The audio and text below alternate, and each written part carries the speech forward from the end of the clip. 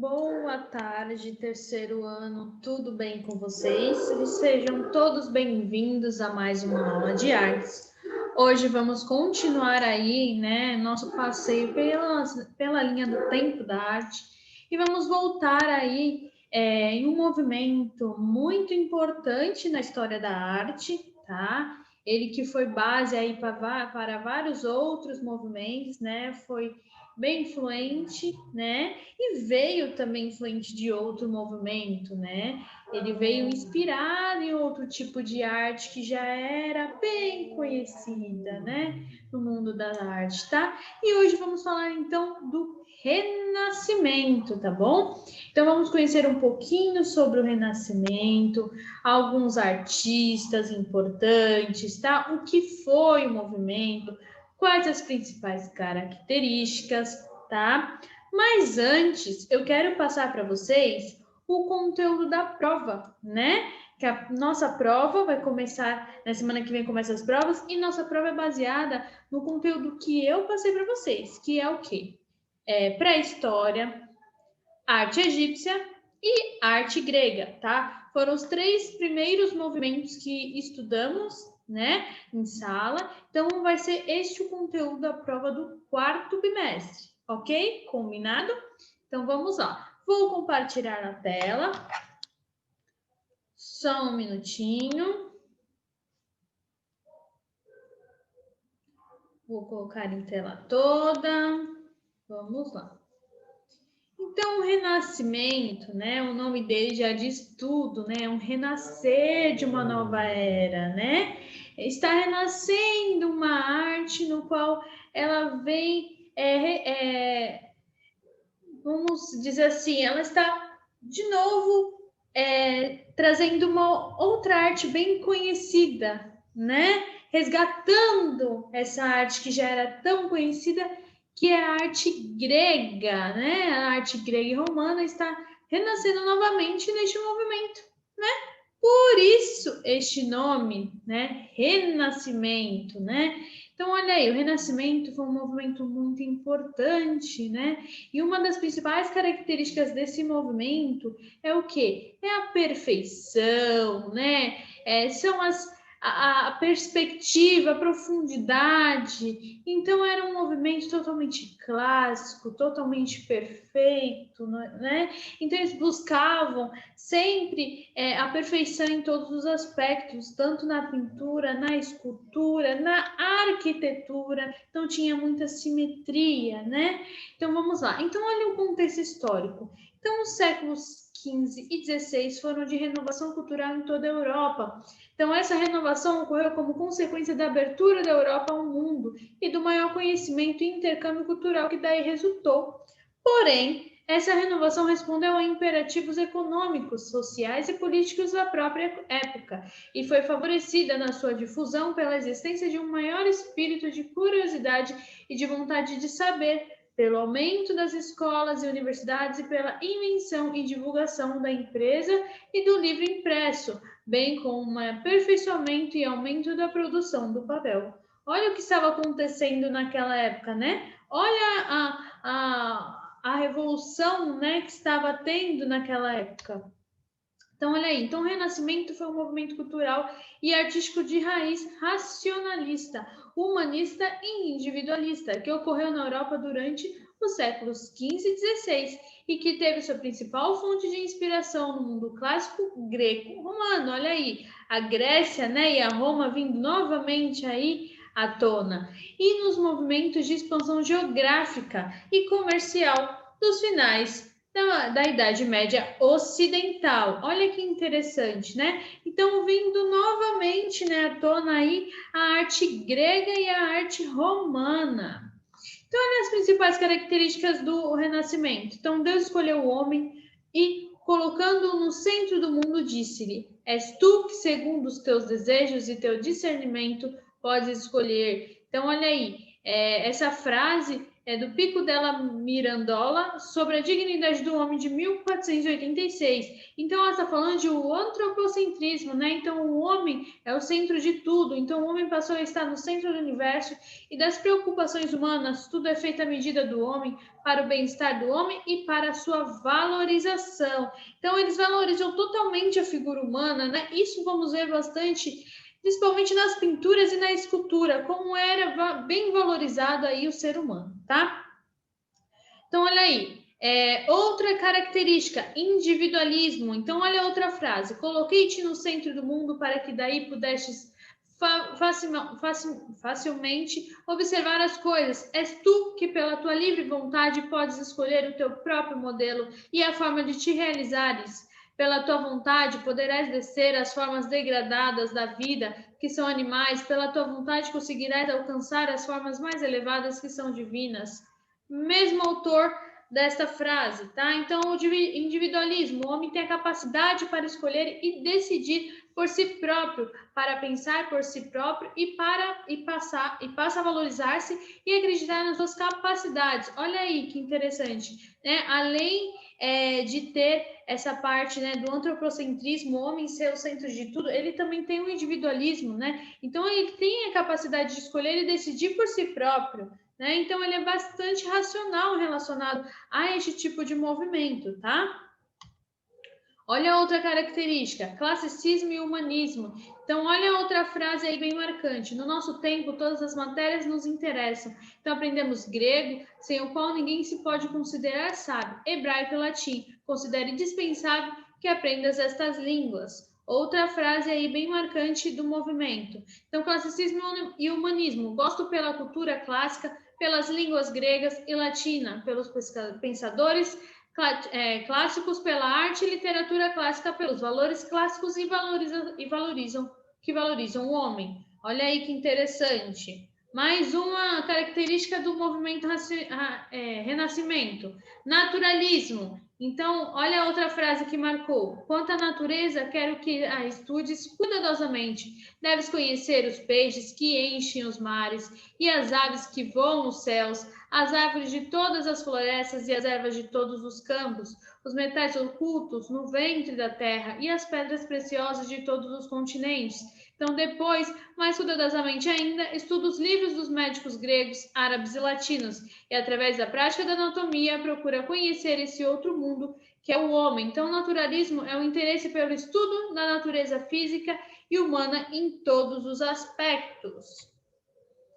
Outra característica, espírito crítico. Então, o homem passa a pensar por si próprio, a questionar a sociedade, o mundo que o rodeia, em vez de o aceitar como um dado adquirido, até o saber tradicional passa a ser questionado. Então, ele, além, né, do individualismo, de pensar, né, em si próprio, começa também a questionar, né, a sociedade, o mundo que o rodeia, né, em vez de ficar aceitando tudo que está ao seu redor, tá? Então, olha outra frase aí que já representa essa característica. Então, se alguém julgar que falo com mais atrevimento do que verdade, venha inspecionar comigo as vidas humanas. Este mete no ventre tudo quanto ganha, poucos dias depois passa fome. Aquele não vê a felicidade, senão o sono e o ócio. Os negociantes mentem, roubam, defraudam, enganam e consideram-se pessoas muito importantes, porque andam com os dedos cheios de anéis de ouro.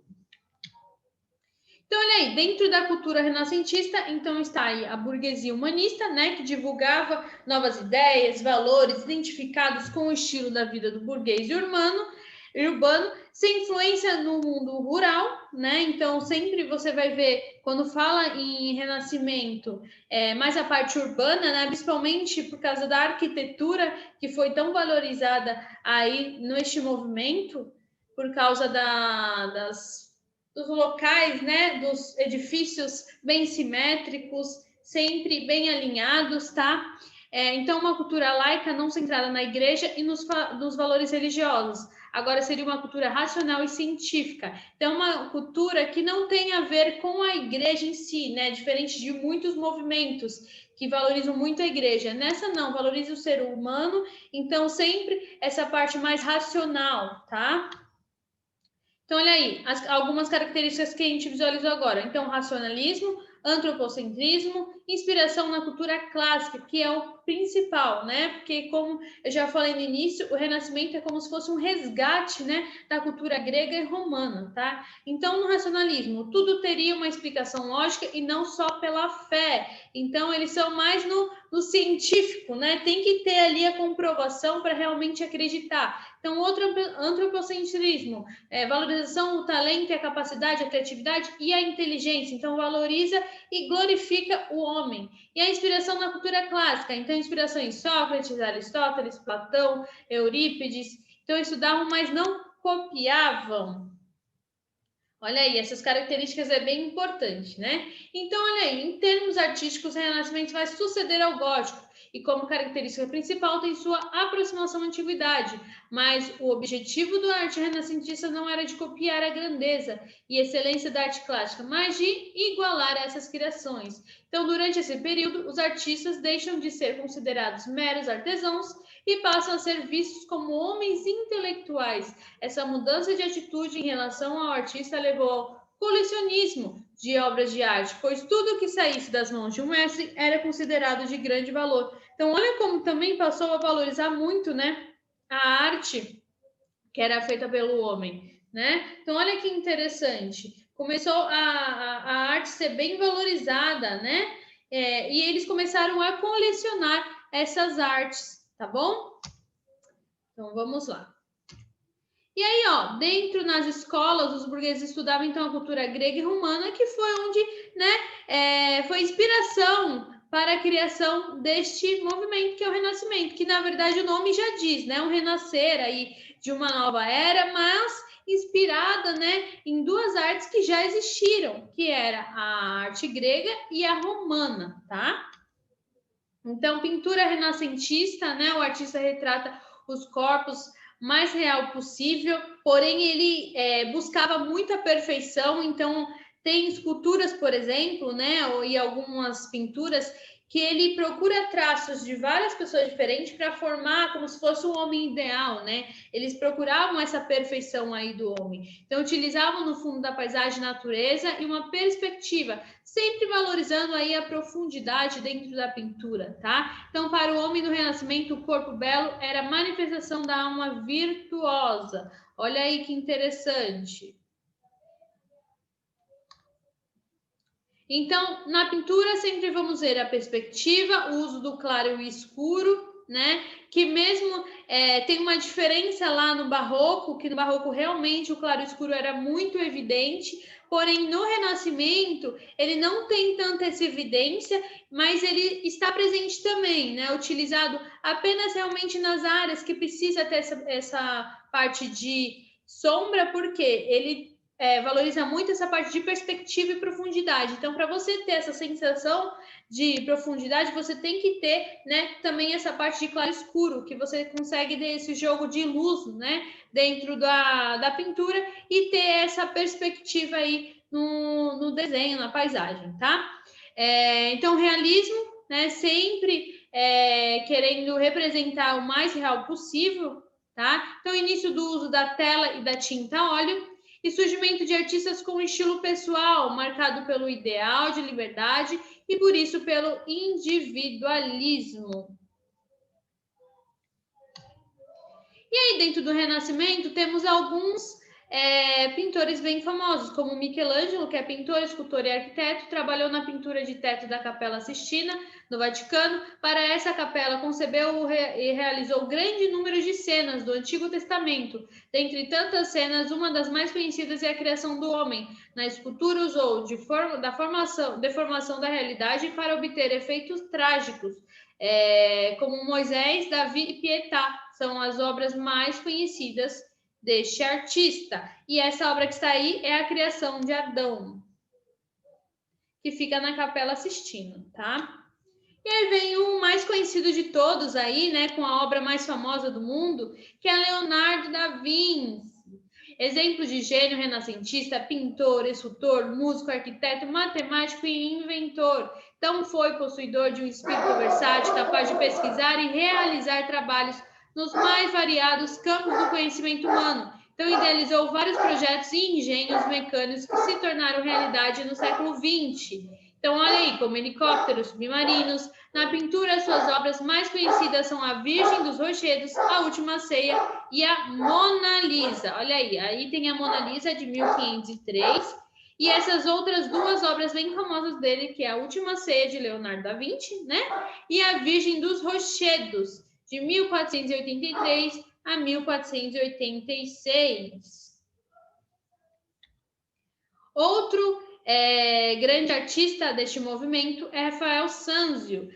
O artista mais popular de sua época, não possuía a preocupação intelectual de Leonardo da Vinci, mas nem as contradições do conteúdo emocional de Michelangelo. Preferia transferir para suas obras o equilíbrio, a doçura e a piedade, glorificando a forma e a cor em si mesma, expressava sentimentos religiosos. Ele foi um dos muitos que conseguiu, em suas obras, né, com certeza, realizar essa parte da perspectiva e a profundidade. Olha aqui, você consegue ter, né, a sensação aqui de tridimensionalidade, né, das três dimensões.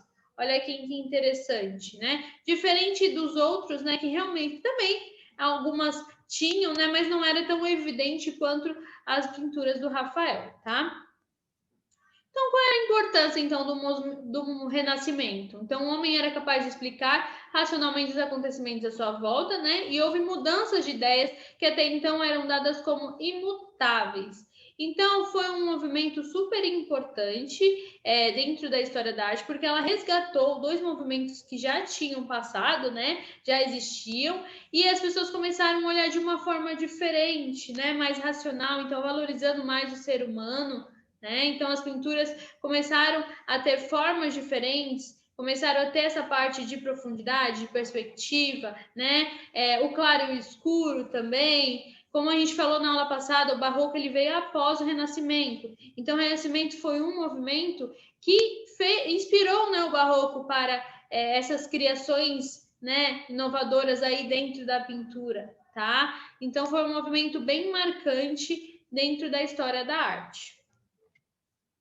Olha aí na escultura. Então, principais características: buscava apresentar o homem tal como ele é na realidade, proporção da figura mantendo a sua relação com a realidade, profundidade e perspectiva, e o estudo do corpo e do caráter humano. Então, como eu falei, né, eles tinham essa busca pela perfeição, então eles tentavam criar uma escultura com os traços que eles consideravam ser perfeitos para um corpo humano, né? Então, e eles também queriam dar essa sensação também de movimento dentro da escultura, né? Você consegue ver com os traços, né, com as linhas curvas, essa sensação com que a estátua, né, a escultura, não esteja tão rígida, né, como a gente viu lá no Egito, né? Você via mais uma rigidez, não tinha expressão, não tinha nada, sempre na mesma posição, e aí não, você vê, né, as linhas mais curvas e você consegue ter essa sensação, né, de movimento, tá, dentro da escultura. Olha aí que interessante, né? Consegue realmente expressar um sentimento que eles queriam transmitir, né, com essa obra. E aí a arquitetura, que é a parte bem importante, né, dentro do Renascimento, tem alguns elementos aí super importantes. Então, olha aí, elementos clássicos, sobreposição de ordens arquitetônicas, né? Porque veio à tona de novo, né, alguns elementos, arco de volta perfeita, o frontão, a abóbada de berço, a cúpula, inovações do Renascimento, então equilíbrio geométrico, simetria das formas e volumes, horizontalidade, conseguir através de elementos como cornijas, frisos e balustrada, diferente do gótico, que o estilo gótico, o movimento gótico, ele valorizava muito a verticalidade. Então, sempre você ia ver as igrejas, né, que são o principal característica dentro do gótico, pontudas, grandes, né, altas, eles gostavam dessas partes altas. E o Renascimento não, era tudo mais horizontal, eles não estavam preocupados com a altura, e sim, né, tudo simétrico, tudo certinho, tá? Olha aí, como o horizontal ele estava, né, bem aparente aí dentro do movimento. Então, olha aí, frontão triangular, o friso, o equilíbrio entre as partes, então a simetria, né, as colunas, o arco de volta perfeita e a cúpula são os principais elementos arquitetônicos renascentistas. Então, olha aí, qualquer construção, eles seguiam, né, as regras geométricas. Então, por isso que existia essa parte de equilíbrio e simetria, né? Sempre estavam pensando em fazer algo perfeitamente, como eles sempre estavam em busca da perfeição, né? Então, tinha que ser algo bem alinhado, bem perfeito, né? Usando sempre as regras da geometria, né? Para ser algo mais racional, mais equilibrado e mais simétrico, tá bom? E olha aí a horizontalidade que eu falei, sempre, né, valorizando aí o horizontal, né, nunca pensando em fazer algo mais para cima, né, algo com pontas como lá na arte gótica, né, não queriam fazer algo grande, e sim algo mais alinhado, mais perfeito, né, tudo certinho, tá? Então os edifícios abandonam a verticalidade típica do estilo gótico e passaram a ser marcados por linhas horizontais. Olha aí um exemplo. Palácio Farnese, na Roma. E o objetivo da arquitetura renascentista então, era criar uma cidade ideal, né, como na escultura. Eles queriam um homem ideal, né, com corpo humano. Na arquitetura não era diferente, eles queriam criar uma cidade ideal. Então, a perspectiva da cidade ideal foi atribuída pelo Piero della Francesca, de 1460. Então, olha aí o desenho, né, que ele criou e aí como seria, né, o local. Aí é uma pintura, tá bom?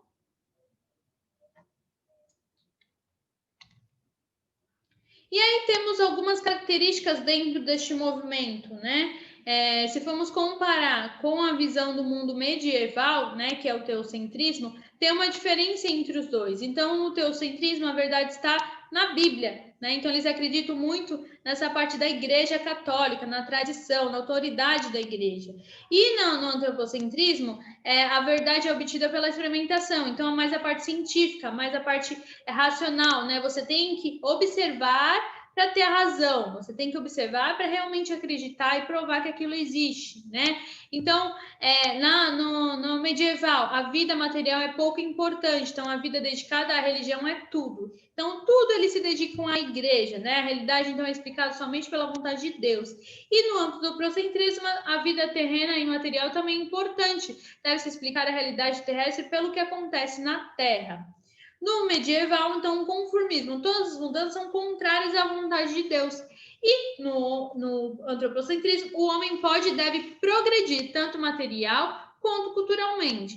Então, dá para perceber, né, que em a igreja sempre está acima de tudo e o outro sempre o homem, né, pensa, né, antes de fazer, né? Ele está mais racional, tá? Então, em um, conhecer para contemplar a realidade, e o outro, conhecer para transformar a natureza. Então, saber e poder. Em um, a natureza é fonte do pecado e deve-se ficar afastado de suas tentações, e a natureza é maravilhosa, o homem faz parte dela. E em outro, ascetismo, vida simples e afastada dos prazeres e desejos, e um outro, valorização do corpo e dos prazeres materiais e intelectuais. Então, tem uma visão totalmente oposta, né? A visão do mundo medieval com renascentista totalmente oposta e ficou bem nítido isso, né? Em todos os aspectos, tá? Então, sempre no Renascimento, o homem vai ser muito valorizado, sempre racional, né? Pensando muito bem antes de fazer, tá? Sempre valorizando essa parte de perspectiva, né, dentro, tanto na pintura, na escultura, na arquitetura. Então, a simetria, ela está presente em tudo, tá? Valorizando os traços, né, mais curvos, O sentimento também é bem valorizado, você consegue observar isso nas obras, né? Tem uma transmissão aí de sentimento também, você consegue identificar através das expressões faciais das esculturas, através das telas, né? Das pinturas, tá? E tem uma grande diferença, então, dos outros movimentos que veio antes dele, né? Porém, é uma evolução, porque teve já a arquitetura, a arte grega e a arte romana, né? E o Renascimento veio resgatar essas artes, tá? Aí veio alguns movimentos antes, como o estilo gótico, né? Que veio diferente aí, né? Tem uma diferença entre os dois, que agora a gente vai visualizar aí um pouquinho sobre essa arte gótica, então, para vocês entenderem essa diferença. Estava escrito errado ali, tá? Foi erro de digitação, agora que eu vi. Então, a arte gótica. Então, a arte gótica é uma expressão artística da Baixa Idade Média, então que perdurou até o Renascimento, denominada da arte das catedrais. Então, ela é realizada nas cidades. Foi uma reação ao estilo românico. Então, olha aí. E pretendeu rivalizar com os mosteiros e basílicas que eram construídos no campo. Isso porque, nesse momento, as cidades começaram a crescer por conta da economia fundamentada no comércio. Anteriormente, as vivências coletivas estavam concentradas no campo e os mosteiros consistiam nos locais de desenvolvimento intelectual e artístico. Então, a arte gótica você também vai visualizar bastante na parte urbana, né? Quando a gente pensa em estilo românico, a gente já pensa no campo, tá? Tem uma diferença entre eles também, tá? Então, o marco histórico desse movimento ocorreu nas imediações de Paris, quando a Abadia Real de Saint-Denis foi construída entre os anos de 1137 e 1144. Então, essa basílica é considerada a primeira edificação com características da arte gótica, como sua fachada com 3 portais, que leva às 3 naves dentro da igreja. Então, olha como já tem uma diferença aí, só de você visualizar a foto, né, entre os dois movimentos. Então, principais modalidades: arquitetura, escultura e pintura. Porém, dentro da arte gótica, a principal delas é a arquitetura, tá? Foi onde eles se dedicaram aí dentro do movimento, tá? Então, olha a diferença, né, dos edifícios lá no Renascimento, que eles valorizavam muito a parte horizontal, né, as linhas horizontais, e olha aí no estilo gótico, como vertical, né, ele está bem valorizado, bem aparente, tá? E aí, ó, cada pedaço, né, do edifício tem um nome diferente, né, uma característica diferente. Então, a arquitetura foi a principal expressão da arte gótica e ela estará atrelada à pintura e à escultura. Olha aí. Agulha, torre, rosácea. Olha algumas técnicas aí bem conhecidas que foram, né, do movimento gótico, como vitrais e as rosáceas. Pilares, portal, nave lateral, trifório. Tem vários, né, nomes diferentes para cada parte da igreja, da catedral. Olha aí, para vocês visualizarem melhor. Tem uma característica que é bem marcante dentro da arte gótica relacionada à arquitetura, né? Que sempre tem em todas as catedrais, que são as gárgulas, tá? O que são essas gárgulas? É o local onde saia, né? O cano onde sai a água, né? Para escoamento. Porém, para tampar o cano, eles criaram um monstro, né? E aí vocês vão visualizar daqui a pouquinho, já que eu vou mostrar a foto para vocês entenderem um pouco mais. Olha aí uma das catedrais mais famosas aí, né, do mundo, que é a Notre Dame. Olha que linda. Aqui, ó, dá para você conseguir visualizar a rosácea, os vitrais. Olha aí, ela de lado. Então, Catedral Notre Dame de Paris, né? Catedral de Nossa Senhora de Paris, é o significado do nome. É uma das mais antigas catedrais francesas em estilo gótico, iniciada a sua construção no ano de 1163. É dedicada à Virgem Maria e situa-se em Paris, rodeada pelas águas do rio Sena. E aí, as principais características da arquitetura gótica, então, arcos ogivais, verticalidade, vitral e a rosácea. Então, você sempre vai ver essas características dentro das catedrais, tá? Olha aí o arco ogival. O que seria esse arco ogival? Então, o ogivo é uma forma determinada por 2 arcos, né? Então, ó, ela se encontram em cima, comumente simétricos, que se cortam em ângulos. A palavra ogiva começou a ser usada no século XVIII para designar um arco que define um ângulo curvilíneo. Então, na Idade Média, o arco ogival, o arco ogiva possibilitou a elevação da flecha, né, que é a altura dos arcos, permitindo ao mesmo tempo suportar melhor as cargas a que estavam sujeitos. Na arquitetura gótica, vamos encontrar a utilização deste arco nos monumentos, imprimindo-lhes característica de verticalidade. Então, é uma forma, né, do local ali na arquitetura ficar um pouco mais alto, né, mais vertical, tá? Dando uma curva a mais, né, no arco aí, tá? E aí ficou o nome de arco ogival, tá bom?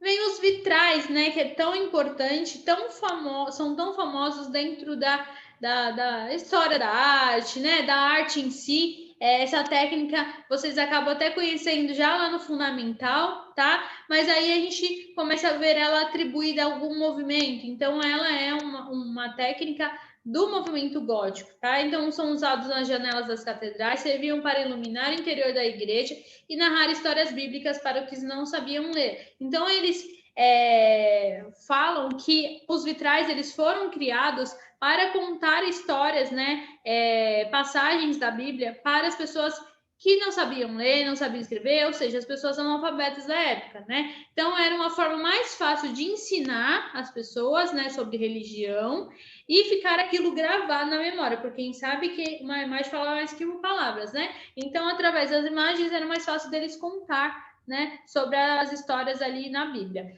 Só que, além disso, também eles pensaram, né, numa forma de, além de contar as histórias, iluminar o ambiente, né? Então, através dos vitrais, a igreja também ficava iluminada. Então, os vitrais são pedaços de vidros coloridos, né, unidos por um chumbo, tinham como objetivo emocionar o espectador e ensiná-lo sobre a religião católica. Então, olha aí, é uma composição plástico-figurativa ou não figurativa. O principal objetivo dele, né, foi para ensinar aí as pessoas sobre a religião católica, mas depois, né, como as pessoas começaram a ver o vitral, ficou bem conhecido, ele também acabou sendo aderido pela população. Então, as pessoas começaram a criar vitrais dentro das suas próprias casas, né, nas janelas, para decorar. Então, não era só, né, um motivo religioso que foi no início, depois ele passou para decorativo apenas, tá? E com o intuito também de iluminar aí os ambientes. Então, unido por uma armação de chumbo e um contorno de ferro, os vitrais são empregados sobretudo em igrejas e construções góticas, com finalidade decorativa e ilustrativa. Então, os vitrais tiveram seu apogeu no século XIII nas catedrais góticas. Tendo florescido na Europa durante a Idade Média, os vitrais foram amplamente utilizados na ornamentação das igrejas e catedrais, uma vez que o efeito da luz do sol que por eles penetravam conferia uma maior imponência e espiritualidade ao ambiente, efeito reforçado pelas imagens retratadas em sua maioria cenas religiosas. Então, adicionalmente, serviam como recurso didático para a instrução do catolicismo para a população analfabeta. E aí que tem alguns nomes famosos dentro do vitral, tá?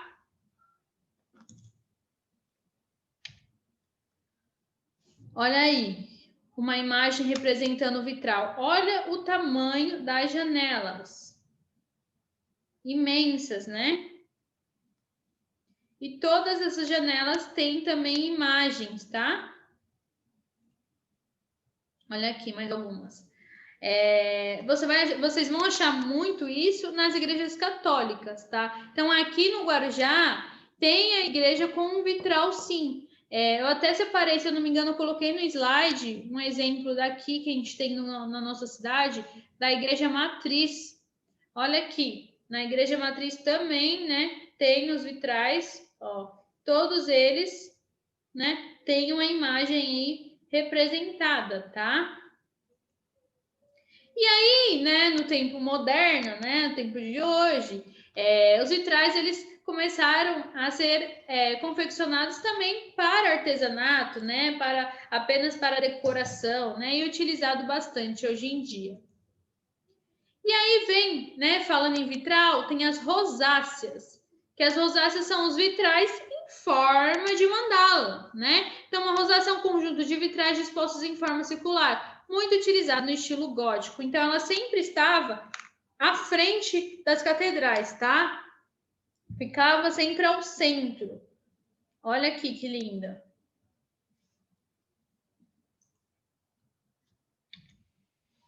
Olha aí, rosácea vista do interior. Olha quantas imagens. É até difícil de visualizar, né? De tanta imagem que tem dentro das rosáceas. Olha a parte de fora. Viu como é engraçado, né? Por dentro, pelo o sol, né? Bater, ele ilumina a imagem, a gente consegue enxergar perfeitamente. E de fora, parece que não tem imagem nenhuma, é apenas um vidro, né? Fica bem escuro. Olha as esculturas góticas. Elas sempre estão atreladas à arquitetura, tá? Vocês sempre vão ver assim, ó, atreladas à arquitetura em alguma catedral, tá? Olha aí, vinculada à arquitetura, tem as gárgulas, a verticalidade e ilustração nos ensinamentos. Então, olha aí as gárgulas. São estátuas em forma de pássaros monstruosos que eram esculpidos para disfarçar os canos por onde escoava a água de chuva dos telhados, chamados de gárgulas. Então, tem algumas teorias relacionadas às gárgulas, né? Uns falam que era apenas para tampar o cano da água, mas outros falam que era para assustar as pessoas, né? Como assim assustar as pessoas? Dizer que no lado de fora, né, das igrejas eram perigosos e apenas no lado de dentro que as pessoas estavam seguras. Então era um jeito, né, de deixar os fiéis, né, mais próximos da igreja. Falar assim, ó, aqui dentro eu protejo, aqui dentro é sagrado, aí fora, né, não é tanto. Então tem algumas teorias relacionadas às gárgulas nesse sentido, tá?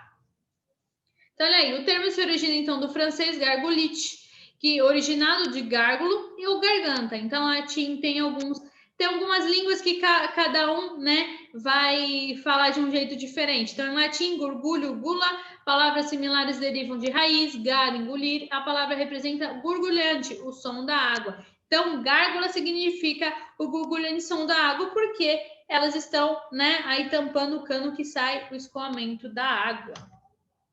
Olha aí, um exemplo de gárgula já com a água saindo, né? Um país bem frio porque a água está congelada. Olha aqui algumas imagens de escultura, sempre atrelada na arquitetura, porém vocês conseguem ver, né, que a escultura ela tem, né, uma expressão facial, né? Tem uma transmissão de sentimento aí, ó, as linhas, né, bem curvas para representar sensação de movimento também. E sempre pensando em ensinar, né, a população aí sobre a religião, tá? Pintura gótica tem como principal característica, então, a profundidade, o realismo e as iluminuras. Olha aí que interessante. Tem uma diferença, né, relacionada ao Renascimento. Olha como você consegue também ter a sensação, né, de profundidade nas pinturas góticas, porém elas também usam o claro e o escuro. E aí, uma característica principal dentro da arte gótica são as iluminuras. O que são essas iluminuras, né? São as primeiras letras do texto que eram totalmente desenhadas, detalhadas, as margens decoradas, tá? Então, o que acontecia? Os monges eram as pessoas responsáveis por criar as iluminuras, então eles ficavam desde o amanhecer até o anoitecer, né, criando as iluminuras, tá? A iluminura é a primeira letra decorada, porém teria o texto inteiro para escrever. Então, eles decoravam toda a letra, e criavam a margem decorada, né? Coloriam essa letra e depois escreviam aí tudo à mão com pena de ganso. Então, o que significa essa parte de iluminura? Iluminura significa a arte de iluminar, né? A arte da luz. Por que arte da luz? Porque a maioria das iluminuras eram coloridas com ouro ou prata. Então, ao bater o sol, né, acabava iluminando, tá? E além disso, todas as iluminuras eram confeccionadas de dia, né? Então, sempre quando tinha luz, tá? Então, por isso também a arte luminar. Então, a luminura ilustrava os livros manuscritos, podia ser simplesmente decorativa, né? Motivos florais, geométricos, ou narrativa nas cenas. O que acontecia? As iluminuras também eram um jeito de ilustrar os textos, então uma forma de gravar mais fácil, né, o que estava dizendo ali no texto. Como nos vitrais, mesma coisa, tá? Então, geralmente decorava as letras capitais, que são as primeiras letras. Olha aí o exemplo. Sempre a primeira letra decorada, tá vendo? E algumas ilustrações pelo resto do texto, tá? Olha aí o exemplo de catedral gótica aqui no Brasil, Catedral da Sé. Olha aí que linda. Todas é da Catedral da Sé, essas fotos, tá, gente? Então, ó, vimos que a arte gótica, né, a arquitetura relacionada aos arcos ogivais, verticalidade, rosados e vitrais, a pintura com profundidade e realismo, e a escultura vinculada à arquitetura, verticalidade, às gárgulas e a ilustração de ensinamentos. Gente, eu coloquei aí uma atividade para vocês criarem uma rosácea, tá? Vou ficando por aqui, que a aula já deu o horário, tá? Espero que tenham gostado da aula. E lembrando, o conteúdo da prova é pré-história, arte egípcia e arte grega, tá bom? Então, espero que tenham gostado da aula. Até semana que vem. Um beijo. Tchau, tchau.